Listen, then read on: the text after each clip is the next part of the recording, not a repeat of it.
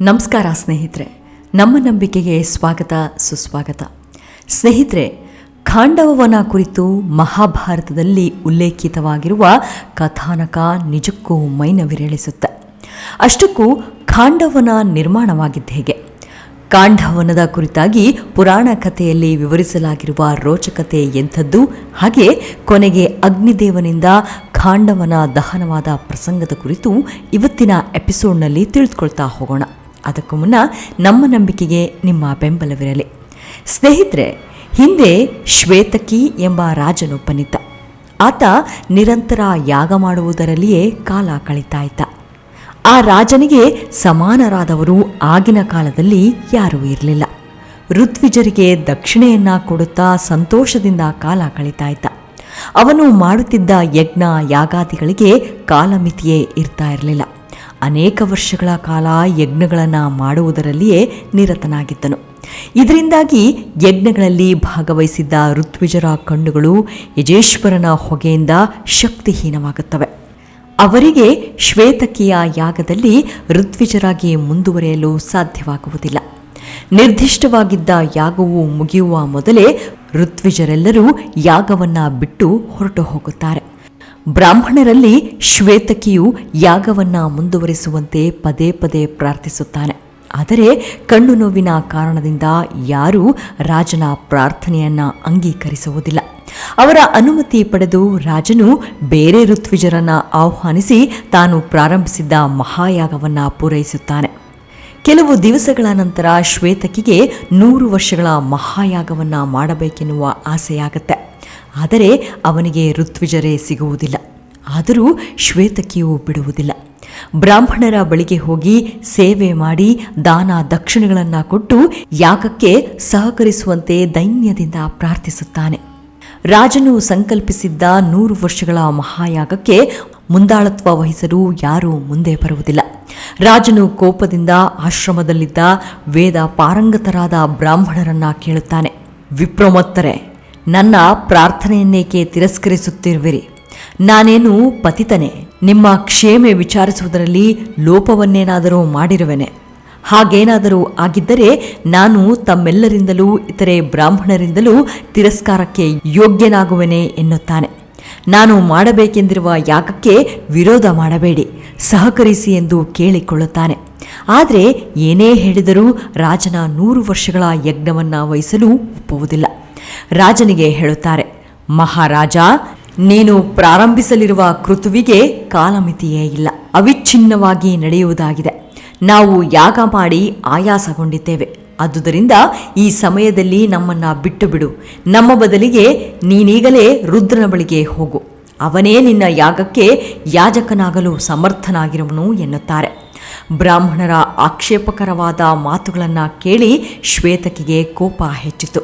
ರುದ್ರನನ್ನೇ ಯಾಜಕನನ್ನಾಗಿ ಮಾಡಿಕೊಳ್ಳುವೆನೆಂಬ ನಿರ್ಧಾರದಿಂದ ಕೈಲಾಸ ಪರ್ವತಕ್ಕೆ ಹೋಗಿ ಮಹಾದೇವನನ್ನ ಕುರಿತು ಉಗ್ರವಾದ ತಪಸ್ಸು ಮಾಡುತ್ತಾನೆ.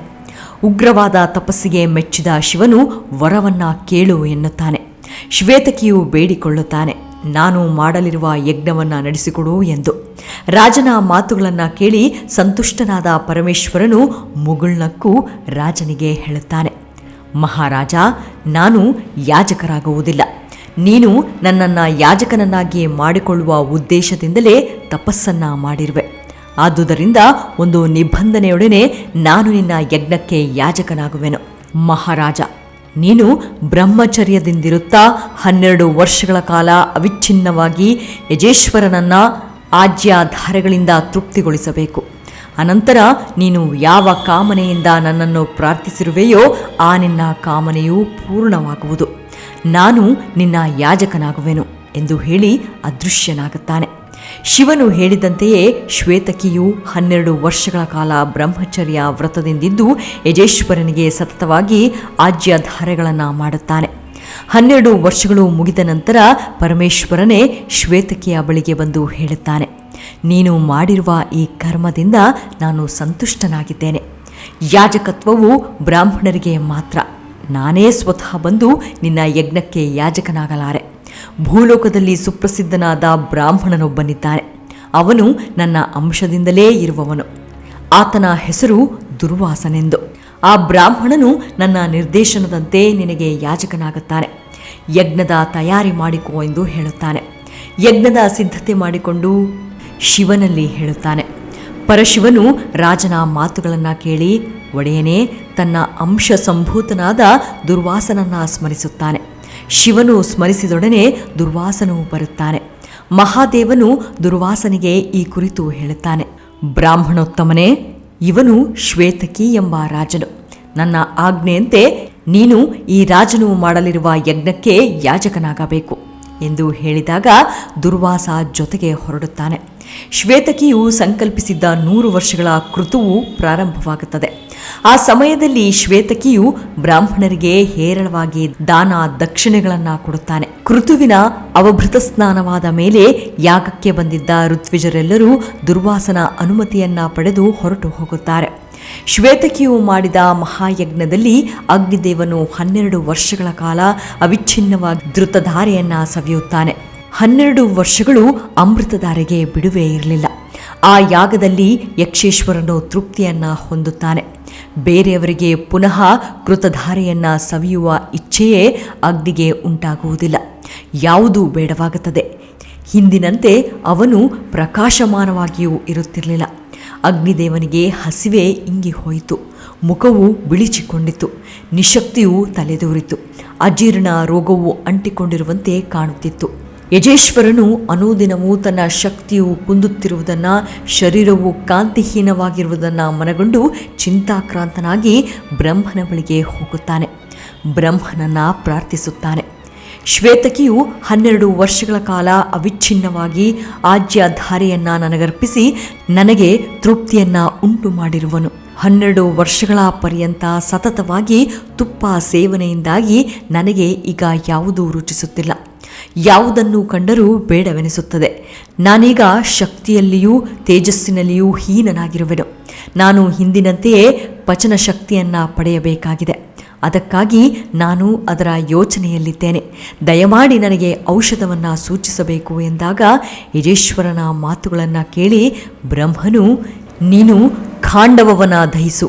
ಅಲ್ಲಿನ ವನಸ್ಪತಿಗಳು ಹಾಗೂ ದುಷ್ಟ ಮೃಗಗಳಿಂದ ನಿನಗೆ ಅಜೀರ್ಣ ನಾಶವಾಗುತ್ತದೆ ಎನ್ನುತ್ತಾನೆ. ಬ್ರಹ್ಮದೇವನ ಮಾತುಗಳನ್ನು ಕೇಳಿದ ಅಗ್ನಿದೇವನು ಖಾಂಡವವನವನ್ನು ಸಮೀಪಿಸುತ್ತಾನೆ. ತನ್ನ ಮಿತ್ರನಾದ ವಾಯುವಿನ ಸಹಕಾರದಿಂದ ಪ್ರಜ್ವಲಿಸುತ್ತಾ ವನವನ್ನು ಭಸ್ಮ ಮಾಡಲು ಆರಂಭಿಸುತ್ತಾನೆ. ಎಲ್ಲ ಪ್ರಾಣಿಗಳು ತಮಗೆ ಸಾಧ್ಯವಾದಷ್ಟು ನೀರನ್ನು ತಂದು ಅಗ್ನಿಯ ಮೇಲೆ ಸುರಿದು ಯಜೇಶ್ವರನನ್ನು ಪರಾಭವಗೊಳಿಸಿದವು. ಅಗ್ನಿದೇವನು ಸಹ ತನ್ನ ಪ್ರಯತ್ನವನ್ನು ಬಿಡಲಿಲ್ಲ. ಒಮ್ಮೆ ಒಂದೆಡೆಯಲ್ಲಿ ಸುಪ್ತನಾಗಿ ಹೋದರೂ ಮತ್ತೊಂದೆಡೆಯಲ್ಲಿ ಪುನಃ ಪ್ರಜ್ವಲಿಸುತ್ತಾ 7 ಬಾರಿ ಅಳಿದು 7 ಬಾರಿ ಪುನಃ ಉರಿದರೂ ತನ್ನ ಇಚ್ಛೆಯನ್ನು ಪೂರ್ಣ ಮಾಡಿಕೊಳ್ಳಲು ಅಗ್ನಿಗೆ ಸಾಧ್ಯವಾಗಲಿಲ್ಲ. ಖಾಂಡವ ವನದಲ್ಲಿದ್ದ ಪ್ರಾಣಿಗಳ ಸಾಮೂಹಿಕ ಶಕ್ತಿಯೇ ವಿಜಯ ಗಳಿಸಿತು. ಎಲ್ಲ ಪ್ರಾಣಿಗಳು ಸೇರಿ ಯಜೇಶ್ವರನನ್ನು ಸಂಪೂರ್ಣವಾಗಿ ಪರಾಭವಗೊಳಿಸಿದವು. ತನ್ನ ಕಾರ್ಯ ಸಾಧನೆಯಾಗದಿದ್ದಕ್ಕೆ ಅಗ್ನಿದೇವನಿಗೆ ಬಹಳ ನಿರಾಶೆಯುಂಟಾಗಿ ಪುನಃ ಬ್ರಹ್ಮದೇವನಲ್ಲಿಗೆ ಧಾವಿಸುತ್ತಾನೆ. ಎಲ್ಲ ವಿಷಯಗಳನ್ನು ಹೇಳುತ್ತಾನೆ. ಆಗ ಬ್ರಹ್ಮ, ನರನಾರಾಯಣ ಮಹರ್ಷಿಗಳು ಭೂಲೋಕದಲ್ಲಿ ಹುಟ್ಟಿದಾಗ ಪರಿಹಾರವಾಗುತ್ತದೆ ಎನ್ನುತ್ತಾನೆ. ಹಾಗಾಗಿ ಅಗ್ನಿ ಅವರ ಜನನಕ್ಕೆ ಕಾಯುತ್ತಾನೆ. ಸ್ವಲ್ಪ ಸಮಯದಲ್ಲಿಯೇ ಅವರು ಜನ್ಮ ತಾಳಿದರೆಂಬ ವಿಷಯವೂ ಅಗ್ನಿದೇವನಿಗೆ ತಿಳಿಯುತ್ತದೆ. ಪುನಃ ಬ್ರಹ್ಮನಲ್ಲಿ ಹೋಗಿ ನರನಾರಾಯಣರು ಯಾರೆಂದು ಕೇಳುತ್ತಾನೆ. ನರನಾರಾಯಣರು ಕೃಷ್ಣ ಮತ್ತು ಅರ್ಜುನ ಎಂಬ ಹೆಸರುಗಳಿಂದ ಹುಟ್ಟಿ ಪ್ರಸಿದ್ಧರಾಗಿದ್ದಾರೆ ಎಂದು ಬ್ರಹ್ಮ ಹೇಳುತ್ತಾನೆ. ಈ ಸಮಯದಲ್ಲಿ ಅವರು ಖಾಂಡವವನದ ಸಮೀಪದಲ್ಲಿಯೇ ಇರುವರು. ಖಾಂಡವ ದಹನಕ್ಕೆ ಸಹಕರಿಸುವಂತೆ ಅವರನ್ನು ಪ್ರಾರ್ಥಿಸು. ಅವರ ಆಶ್ರಯವನ್ನು ಪಡೆದು ನೀನು ಖಾಂಡವವನವನ್ನು ಸಮಸ್ತ ದೇವತೆಗಳು ಒಟ್ಟುಗೂಡಿ ರಕ್ಷಿಸಲು ಬಂದರೂ ಭಸ್ಮ ಮಾಡಬಹುದು. ಅವರು ನಿಶ್ಚಯವಾಗಿಯೂ ಖಾಂಡವವನದಿಂದ ಒಂದೇ ಒಂದು ಪ್ರಾಣಿಯು ಹೊರಗೆ ಹೋಗದಂತೆ ತಡೆಯುವರು ಮತ್ತು ಇಂದ್ರನನ್ನು ಪರಾಭವಗೊಳಿಸುವರು ಎಂದು ಸಮಾಧಾನಿಸುತ್ತಾನೆ. ಬ್ರಹ್ಮನ ಆ ಮಾತುಗಳನ್ನು ಕೇಳಿದೊಡನೆ ಅಗ್ನಿದೇವನು ಸಂತುಷ್ಟನಾಗಿ ಬ್ರಾಹ್ಮಣ ವೇಷವನ್ನು ಧರಿಸಿ ಕೃಷ್ಣಾರ್ಜುನರ ಸಮೀಪಕ್ಕೆ ಧಾವಿಸುತ್ತಾನೆ. ಅಗ್ನಿಯ ಭೋಜನವು ಸಾಧಾರಣವಾದ ಭೋಜನವಾಗಿರಲಿಲ್ಲ. ಅಖಂಡ ಖಾಂಡವ ವನವೇ ಅವನಿಗೆ ಬೇಕಾಗಿತ್ತು. ಅಗ್ನಿಯ ಆಶಯವೇನೆಂಬುದನ್ನು ಕೃಷ್ಣಾರ್ಜುನರು ತಿಳಿದ ನಂತರ ಅರ್ಜುನನು ಯಜೇಶ್ವರನೊಡನೆ ಹೇಳುತ್ತಾನೆ. ಅಗ್ನಿದೇವನೇ, 100 ಇಂದ್ರರು ಬಂದರೂ ಸೆಣಿಸಲು ಶಕ್ಯವಿರುವ ಅಗಣಿತವಾದ ದಿವ್ಯಾಸ್ತ್ರಗಳು ನನ್ನಲ್ಲಿವೆ.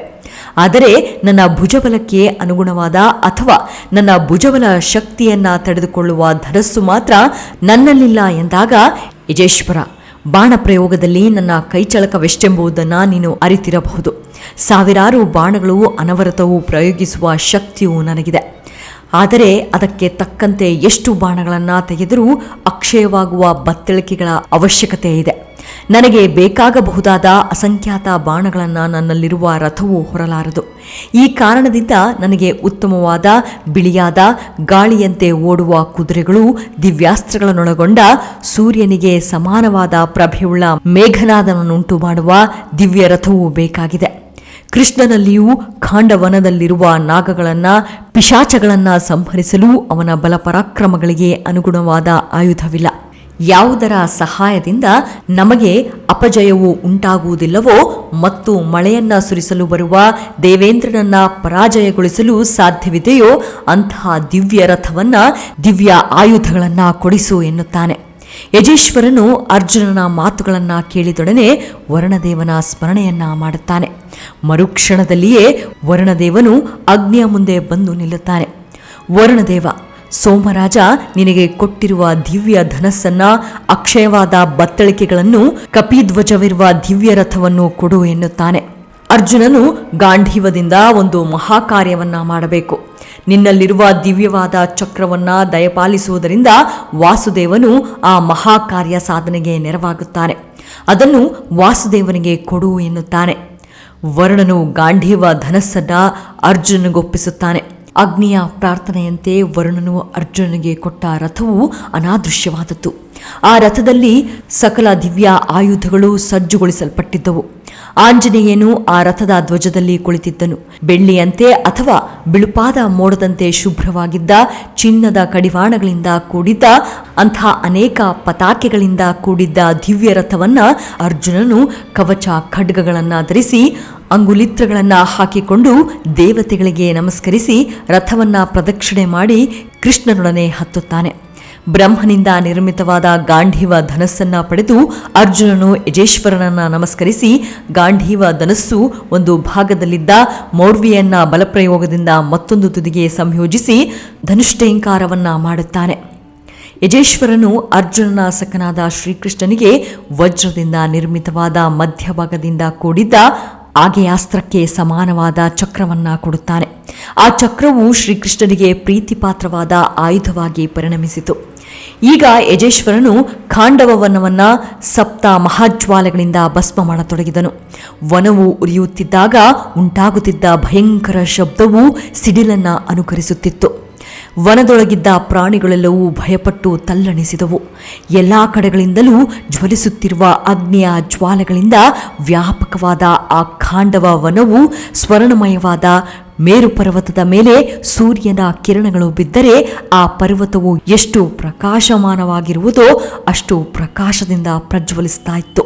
ಖಾಂಡವವನದ ಯಾವ ಕಡೆಯಿಂದಾಗಲಿ ಒಂದು ಸಣ್ಣ ಪ್ರಾಣಿಯು ತಪ್ಪಿಸಿಕೊಳ್ಳಲು ಹೊರಟರೂ ಕೃಷ್ಣಾರ್ಜುನರು ಅಲ್ಲಿಗೆ ಧಾವಿಸಿ ಆ ಪ್ರಾಣಿಯನ್ನ ಅಲ್ಲಿಯೇ ತುಂಡಿರಿಸಿ ಯಜೇಶ್ವರನಿಗೆ ಆಹುತಿ ಕೊಡುತ್ತಿದ್ದರು. ಖಾಂಡವವನದಲ್ಲಿದ್ದ ಪ್ರಾಣಿಗಳಿಗೆ ತಮ್ಮ ಸುತ್ತಲೂ ರಥಗಳಿವೆಯೋ ಎಂಬ ಭ್ರಾಂತಿಯುಂಟು ಮಾಡುವ ರೀತಿಯಲ್ಲಿ ಕೃಷ್ಣಾರ್ಜುನರ ರಥಗಳು ಅತಿ ರಭಸದಿಂದ ಸಂಚರಿಸುತ್ತಿದ್ದವು. ಒಂದು ಪ್ರಾಣಿಯಾದರೂ ಖಾಂಡವವನದಿಂದ ತಪ್ಪಿಸಿಕೊಂಡಲು ಹೋಗಲು ಸಾಧ್ಯವಾಗಲಿಲ್ಲ. ಅರ್ಜುನನೊಡನೆ ಯುದ್ಧ ಮಾಡುವಂತಿರಲಿಲ್ಲ.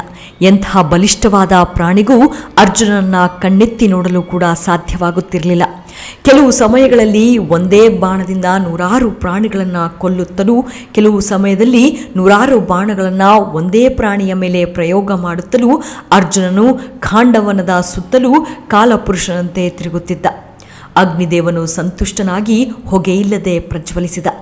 ಬಹಳ ಎತ್ತರದವರೆಗೂ ಅಗ್ನಿಯ ಜ್ವಾಲೆಗಳು ಹಾರಿದವು. ಅಗ್ನಿಯು ಕೆಂಪಾದ ಕಣ್ಣುಗಳಿಂದ ಕೂಡಿ ಜ್ವಾಲೆಗಳೆಂಬ ನಾಲಿಗೆಗಳಿಂದ ಸಂತುಷ್ಟನಾದನು.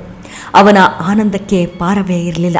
ಅವನ ಅಜೀರ್ಣ ರೋಗವು ಪರಿಹಾರವಾಗಿ ಮನಸ್ಸಿಗೂ ಶಾಂತಿ ಸಿಕ್ಕಿತು.